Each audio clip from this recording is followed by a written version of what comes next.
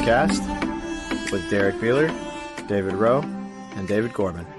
Hello, friends, and welcome to the History of Aviation Podcast. I'm Derrick Beeler, flying solo with you on this episode 53. In this episode, I've got some sound clips for you from my recent visit to the EAA Chapter 1494 splash-in on Douglas Lake in Dandridge, Tennessee. An interesting fact about this is the only seaplane base in the state of Tennessee, TN-47. And as always, Karen put on a wonderful event out there and had a wonderful time. It was a little warm, but we got right through the heat, and there was a lot of swimming going on, and had some really unique seaplanes coming. It was really great. What I have for you today is I took the recording equipment down to the splash-in on Douglas Lake and talked to some great folks, and I'd like to play some of those sound clips. The first sound bite that I have for you is a young lady who recently joined EAA Chapter 1494 and just started her flight training. Her and her whole family came by, and they're also a gospel singing group. So they did us a song right here. So this one right here is a first for the History of Aviation Podcast, and this is the Jett Family.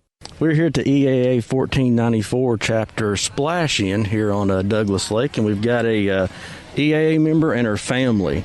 Yes, so introduce yourselves. My name is Catherine Jett. I became a member of the EAA a couple months ago, maybe a month ago, and this is all my family I brought with me.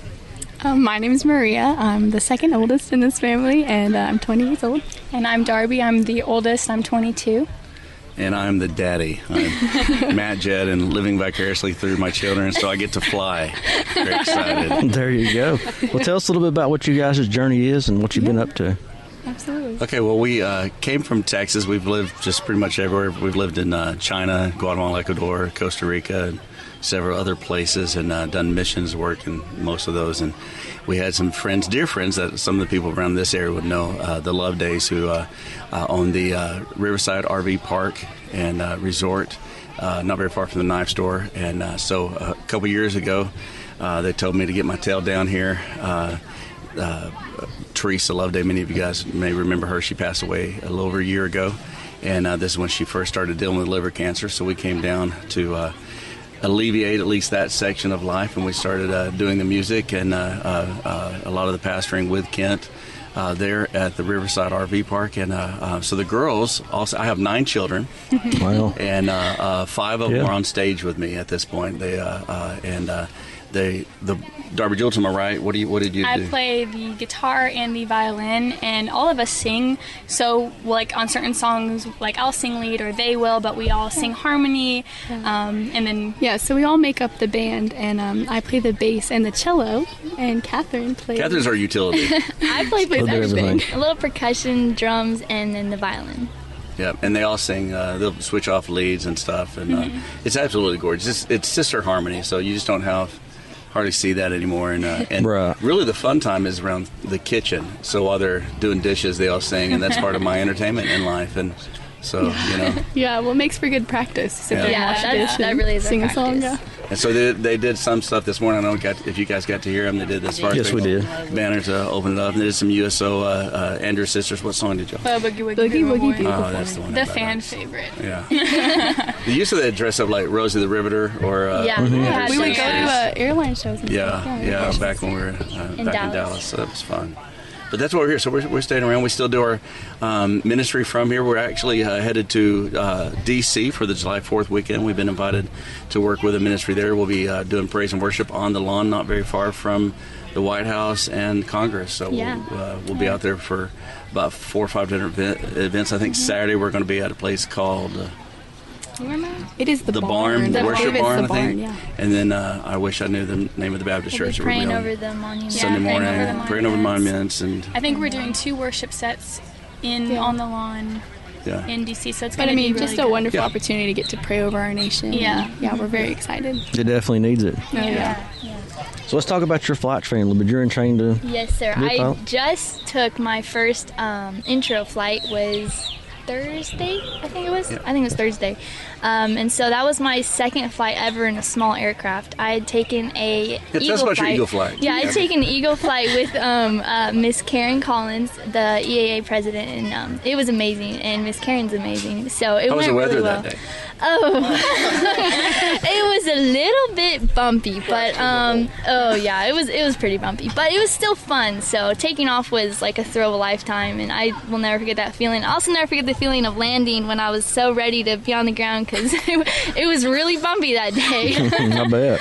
But she got right back but it up was there. great, She's not yeah. a quitter. And so I took another intro flight, and hopefully I'm taking one this Friday. Actually, I was just talking to my instructor, so hopefully I can do that again soon. Good deal. I picture you guys stopping by, and you guys want to do a little song for us for you? Sure.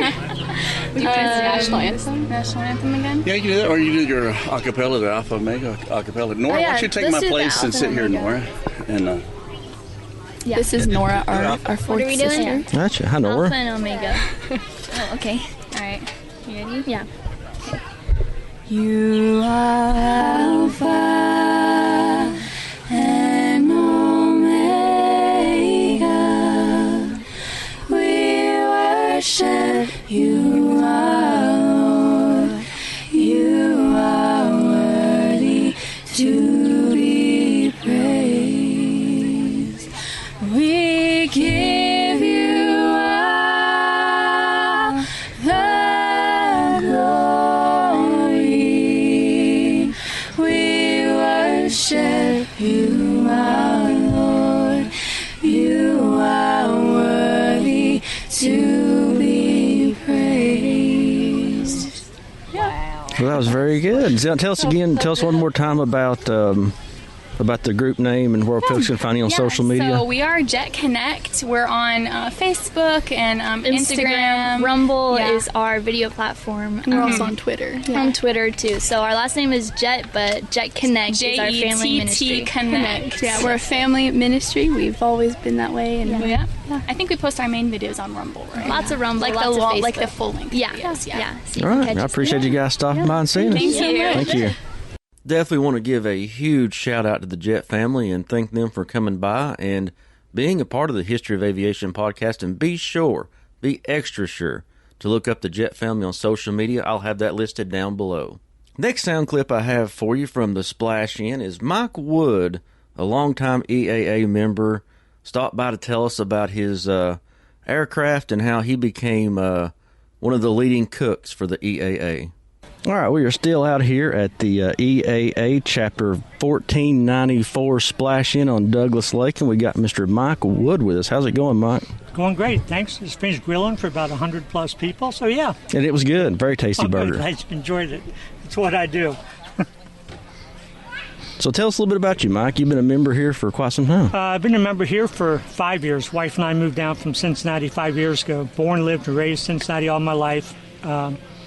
Still belong to two chapters up there, EAA Squadron 18, Cincinnati Warbirds, 974 chapter at Butler County Airport, which where I kept my air coupe until we moved down here. And I've wanted to fly since I was 5 years old. At 45, I got my license and bought an air coupe, 1946 air coupe. Eleanor, as I call her. Okay. My wife calls her my other woman, but that's fine. I love flying and joined this chapter, and they found out I could cook, so I do the monthly pancake breakfast that we do to raise money for the kids to learn how to fly. Oshkosh, every year we have an area we call the compound. We'll have campers and pop-ups, and we do meals like Spaghetti Sunday, Taco Tuesday. We have a big going-away meal on Thursday night. Of course, I'm the cook and usually the grocery shopper for that. Gotcha. Just been going to Oshkosh, I guess probably this is the 14th year of the compound. I've flown in about 6 times to Oshkosh from Cincinnati, and that's pretty much brings me to right here. All right. Cooking out again today. Tell us about your plane. That's 1946 Air Coupe. I've had her about 17 years now, and she was blue and white when I bought her, and the fabric on the wings was about 40 years old, so I decided to recover the wings. I thought, well, I'm going to do a new paint scheme on it, and our son at the time was in the Navy. So I used a Navy paint scheme on her. Okay. And the squadron number 222, it's his birthday, February 22nd, no military significance whatsoever. Right. But again, I call her Eleanor, and she's based in Morristown Airport. And usually for the flying every year, I let kids climb in her and sit down and put the headsets on, let moms and dads take pictures. And I did that once at Lunken Airport for a show we had up here. I asked the little boy if he wanted to sit in the airplane. His dad said, yeah, go ahead. I turned around, there's like 100 kids in line waiting to sit in the airplane. Yep. But she's a fun little airplane. Kids love seeing her, and so that's her. That's my Eleanor. Well, I appreciate you stopping by. Yeah, absolutely. I want to give a very, very big thank you to Mike Wood for stopping by and visiting with us for a few minutes and being a part of the History of Aviation podcast. And the final sound clip I have for you from the EAA 1494 splash-in on Douglas Lake is Miss Gail stopped by, and she flew her seaplane in and was visiting with everybody, and she told us a little bit about her seaplane and her aviation career. All right, we were down here at the Morristown, Tennessee EAA Chapter 1494 splash-in at Douglas Lake, and Gail splashed in with us, and she's here with us to tell us about her airplane. Hello. How are you? I'm well, thanks. Yeah, how long have you been flying, Gail? I got my private in 1982 up in the north of the Twin Cities. Good deal. What kind of aircraft is that seaplane you have? It's a 185 amphib, 1975. Okay, and how long have you been doing seaplanes? I got my rating down at Jack Brown's 2 years ago and fell in love with it and started shopping. And it took me a year to find my airplane. So I bought it last fall and flew it home from Renton, Washington with a flight instructor. Oh, good deal. Transitioning the Cascades is not something I normally do in a single engine. So I had an instructor join me, and it was a great learning experience. A lot of fun. You get to the Mississippi, you can't not land in the Mississippi. Right. So we did some splash and goes there. It was fun. So is this your first splash in? This is my first splash in. Yes, sir. But you were at a show last week and did what? I was invited to do the Innovations of Flight up at Dulles Airport at the Aerospace Museum. Oh, okay. So it was the first amphib they had at that show, and it was a lot of fun. So when did you decide you wanted to be a pilot? When did I decide? Probably in 1981. Okay. Yep. So how were you introduced to that? I dated a guy who had his private pilot's license, and we'd go flying on the weekends, and he'd let me do a lot of the flyings. Of course, I didn't do the takeoffs or landings, and he enlisted in the Army, and he said, well, while I'm in boot camp, you should get your pilot's license. And I thought, oh, I've never thought about getting my own license. And so I went to our friend who was a flight instructor and got my private in about 40 hours. And the DPE that gave my check ride asked if I was going to pursue aviation as a career. And I said, well, I've never heard of any women airline pilots. And he says, no, but the airline are hiring women and minorities. And that was one of the best damn check rides I've ever given. So that was the boot I needed. And recently got in touch with him and told him what his words meant and the accomplishments. I'm now a 777 captain for a major airline. Oh, wow. And okay. if he had not encouraged me with those simple words, I don't know where I would be. So I try to encourage, young folks that I meet. I try to do some of the career days at the local schools, the elementary schools. I feel like if I can just maybe influence one person, each time I'm there, it would definitely be worth it. Yeah, absolutely. It's such an amazing career. That's absolutely awesome. That's kind of a caring person. There's so many young people that come by, and it's kind of like, wow, I want to be what she's doing. Sure. Yeah, absolutely. Yeah. What you guys get into when you kind of like, it's a man's game out there, and you women are just beating us up. Good for you. Well, I appreciate it, Gail. You bet. You're welcome. Thank you. Thank you, Gail, for stopping by and letting us know about your aviation career as well as your seaplane. She made a beautiful landing out there. It was great. And I also want to give a shout-out to my two co-hosts who could not make the event, David Rowe and Dave Gorman. Be sure and check out their social media, which would be David Rowe's website is aerophile.com. You can find him under the same name on Facebook and Instagram, and it's Dave Gorman. There's always some music on there, and Dave's always out doing something, going to air shows and making us all jealous with his summers off.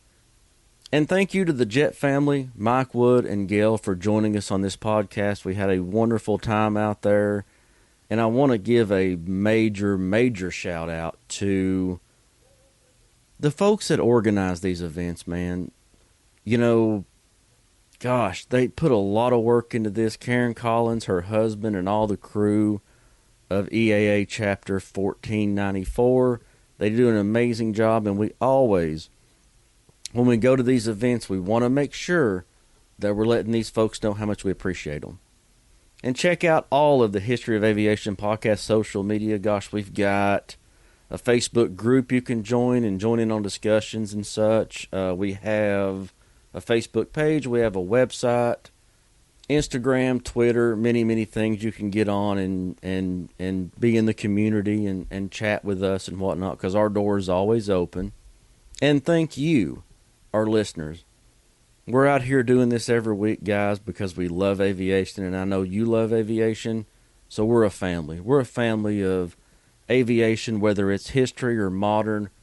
We're an aviation family. For David Rowe, Dave Gorman, I'm Derrick Beeler. Thanks for listening to the History of Aviation podcast.